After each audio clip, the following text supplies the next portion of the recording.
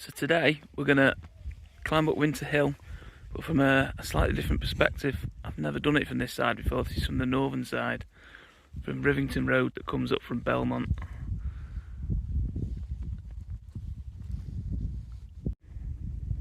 As you can see, the mutts are out again today.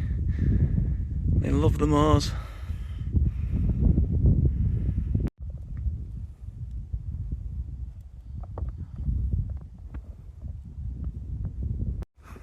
Yeah, I've always been put off coming this way up Winter Hill. I've always wanted to do it because it's a very, very different prospect to any other sort of approach to the hill. You walk up this, it's kind of like a broken stone wall, and then the area kind of flattens out into a massive boggy wide path, and then there's a really, really steep incline, which we'll see in a minute when we get over the brow of the hill in front of us. And this path this morning is absolutely treacherous, as it is just covered in like a morning dew. Every time I put my foot down, and even the dogs as well, every time I put our feet down, our feet are slipping.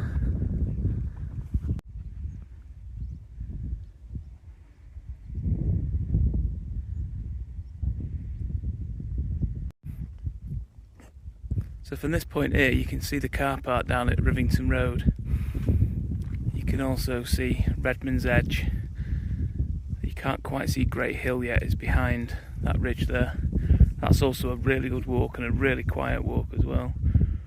If you come around here, you can just see there's a slight round bobble over there on top of the hill. That's a thing called Round Loaf, which is above Angles Arcs. Then turning around, I think that's Chorley. You can see over there the town. On a clear day you'd see out towards Liverpool from here, but it's a bit hazy today. And then turning around behind us, you can see our route now. So we've got this rough path, which is basically made out of an old stone wall, and then you've got the TV masts there, including the massive one, the 1,000-footer on top of Winter Hill, and you can see the steep part ahead of us that we've got to climb up. So the plan for today is to get up the steep bit, back the top of Winter Hill where the trig point is, and then we're going to make our way over towards the right there, down the sort of quieter northwestern side of Winter Hill. And there's a hill over there called Noon Hill, which I want to check out for a possible wild camp. I've kind of been up there before on a descent whilst doing the sort of circular route of Winter Hill, but I just want to check it out just to see how feasible it is for a wild camp. Don't think you want to go in that, do you, Welly Bob?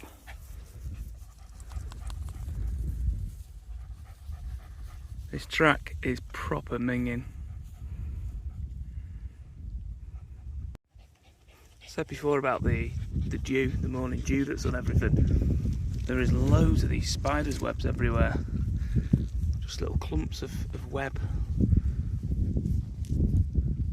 And they're all covered in this morning dew. They're amazing.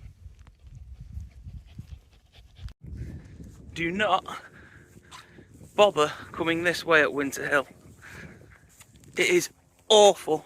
The path is horrible. You either have a horrible rocky old stone wall which takes your ankle over every few seconds, or you end up in utter bog.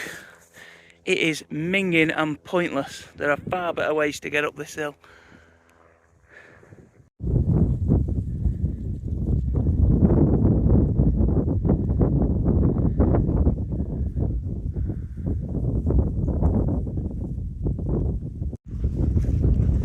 So we've done the path of hell, and we're now approaching the final climb to the summit. These two are filthy and desperately in need of a drink, so we're going to stop and have a break before we tackle that. So we're making our way up the steep bit now. It is steep, but to be honest, it's a fairly decent path actually compared to what's below it. And the views, when you want to take a break, are pretty stunning.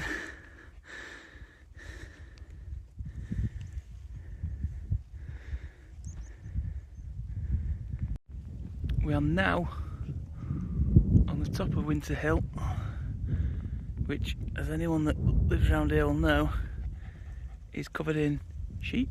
No, not sheep. These two have gone on their leads now because there's sheep around.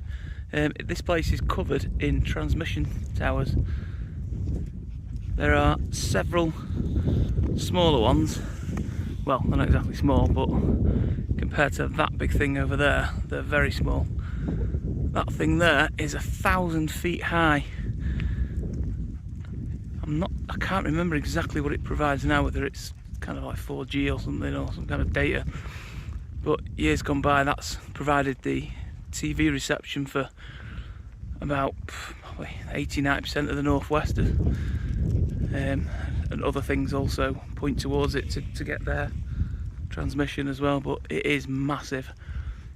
It's at the moment you can see the massive sort of guy ropes that come off it. That they're huge, and it's actually quite dangerous in the winter because ice falls off those big cables that hold it up for strength. I think a lot of people think you can't come up here, but you actually can, and there is a couple of right of ways from various angles. There is a lot of kind of private land sort of signage when you're coming up on the road over there where the vans come up that obviously carry the workmen up here for the transmission towers. But there are about 4 different rights of ways that you can actually get up here, and as you can see in front of me, there's a trig point up here as well, which the last time I came up here, it did have the Lancashire red rose painted on it, so let's see if it's still there. Sadly, it's not got the red rose in it anymore, but I think that's just because someone's actually given it a repaint, which is a good thing anyway. Yeah, it's quite easy to remember the height of Winter Hill because it's actually 4, 5, 6 metres at the trig point here. Wellington is trying his hardest to get the hell away from this trig point. He hates trig points. He barks at them because he thinks they're people, and he hates the fact that I put him on top of them for photographs. Paddy, on the other hand, he's a little star, aren't you, Paddy? And he loves it, don't you? Hey, you love posing for a photo on the trig. Yeah, you do, even though you won't get down because there's sheep over there. So we're leaving the summit area now, heading off on sort of the easterly, northeasterly sort of way off the hill. So over there you can see Darwin Tower in the distance on top of the hill, Belmont Reservoir, Redman's Edge, Great Hill. In the distance there you can see Preston.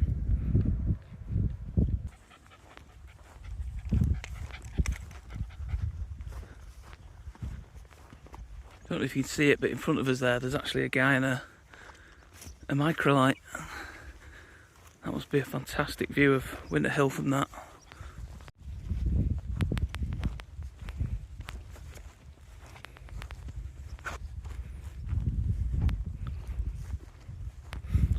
For me, this is the best part of Winter Hill. This bit between the summit and Noon Hill. The views are amazing.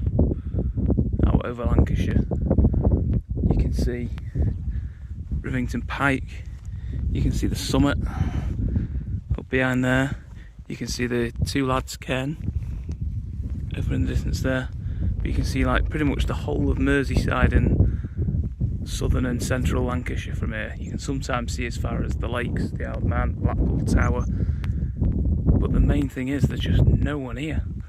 Every time I ever come to this part of Winter Hill, no one seems to do this area, and I think it's really good, this part. I think I might need to take back what I said about this being my favourite part of the hill. I've nearly been swallowed up about 10 times now by this bog. It is pretty minging.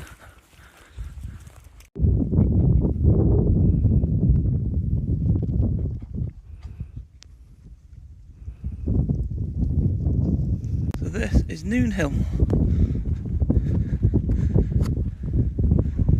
Fab place. see its location on Winter Hill. That's the summit there with all the TV transmissions. And these are the views. Rather stunning.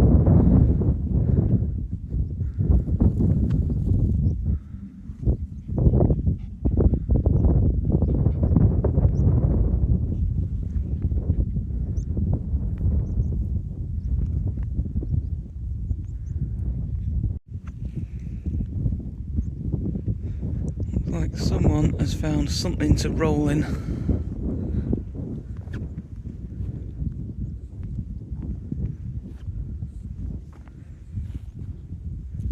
Oi, what you doing, you? That better not be some kind of animal poo. Oi, you listening? Oi. And this fantastic view here is the descent from Noon Hill. I've had to put the dogs on a lead because there's a couple of sheep around here. I can't remember exactly where the stile is, but there is one or two stiles that go over the fence onto the rough track that's just below here. And normally when I've done this, I've been going that way and turned left to the Pigeon Tower and the kind of the higher car park at Rivington. But today we're going to head off this way. Hope there's the end of this rather significant looking sort of track here, that there's a stile over the fence onto the track, and then we're going to go back around that way all the way back to the car on the track.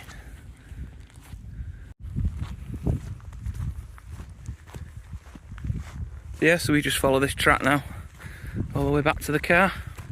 I have no idea where my dogs have gone.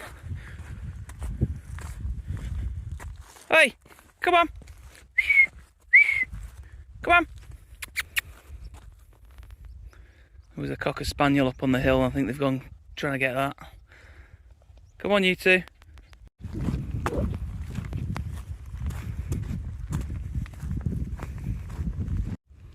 If you're ever up this way and you park up at Rivington Road and just want to climb up Noon Hill, there is a stile here which is a pretty direct route up onto the hill. I was going to come down there, but last time I did that, this stile wasn't there, so it's worth noting is there. If you just want to go a quick one up the hill for the views for a sunset or something. This is a perfect place for a sunset as well, because the sun goes down over there, which is the direction that Noon Hill kind of faces towards the northwest.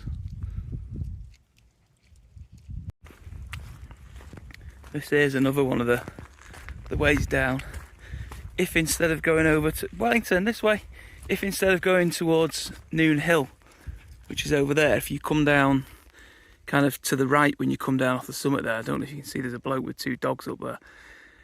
You come down to here instead. It's quite a steep path down. I did that in snow once. It comes down to here and then follows a stream down to this sort of wooden platform, which I think used to be a bridge at one point. And there's also a little bridge behind there as well. So it's worth noting another way up. There's a couple of ways up now. I think last time I came along here, this fence on the left here wasn't here. I think they've redone that fence, and when they've redone the fence, they've put stiles in where people were coming down off Noon Hill, which is really good. We're going home now, boys. We're going home now. Come on. So I'll wrap up this video here.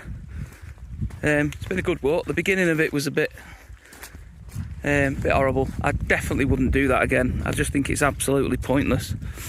That way up from Rivington Road onto the back of Winter Hill. It's interesting because it is a very sudden, steep climb at the end of it, and you get up really quick as well. But the path there is just awful. I would say I don't know why they don't redo the path, but I think I do know why they don't redo the path. It would be a far too easy way up to the summit, and I don't think they really want people, in their hundreds parking at that tiny little car park on the road there, and it's a very small road as well.